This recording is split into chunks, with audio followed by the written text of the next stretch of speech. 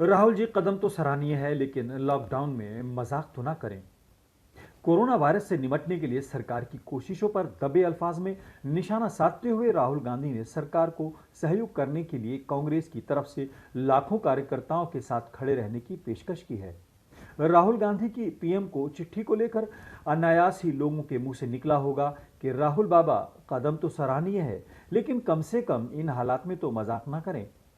दरअसल राहुल गांधी ने पीएम मोदी को चिट्ठी लिखकर कहा है कि सरकार को कोरोना से निपटने के लिए कोशिशों को भारत के हालात के हिसाब से संचालित करना चाहिए और संकट की इस घड़ी में कांग्रेस के लाखों कार्यकर्ता उनके साथ हैं। भले ही देश की सबसे बड़ी पार्टी कांग्रेस के पास कभी लाखों क्या करोड़ों कार्यकर्ता तो होंगे, लेकिन मौजूदा वक्त में कुछ चापलूस नेताओं को छोड़कर कार्यकर्ताओं की बात करें तो खुद पार्टी हाईकमान को पता है कि कार्यकर्ता कितने हैं। और फिर अगर फिलहाल राहुल गांधी के दावे पर यकीन कर भी लिया जाए तो देश की सबसे बड़ी पार्टी कांग्रेस गोवा में सरकार बनाने से कैसे चूकी, ये जनता से ज्यादा खुद राहुल गांधी समझते होंगे।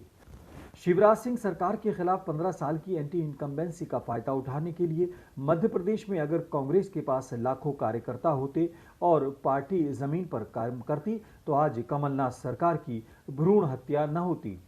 उधर राजस्थान में भी सरकार रस्सी पर करतब दिखाने जैसे हालात से न गुजर रही होती।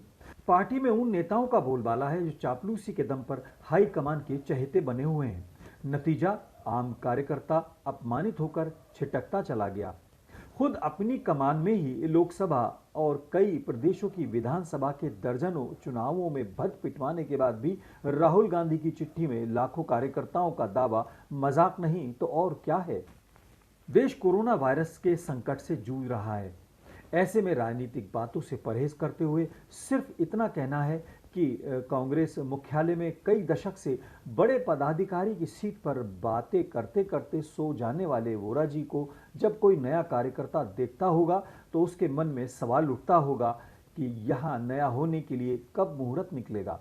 सवाल उनकी उम्र का या किसी दूसरे पर भरोसे करने का नहीं है, बल्कि सवाल सिर्फ यही है कि कई कई पीढ़ी से पार्टी के लिए दरियां बिछाने वाला कार्यकर्ता जब पार्टी पर कई साल से कुछ निकम्मे और चापलूस चेहरों को देखता रहेगा तो भला काम कैसे चलेगा। बात अकेले वोरा जी की या फिर किसी और अति सीनियर सिटीजन की नहीं है, बल्कि सवाल तो यह है कि उंगली पर गिनकर चंद तिगड़मबाजों से घिरी कांग्रेस आज भी आत्ममंथन करने को तैयार नहीं है।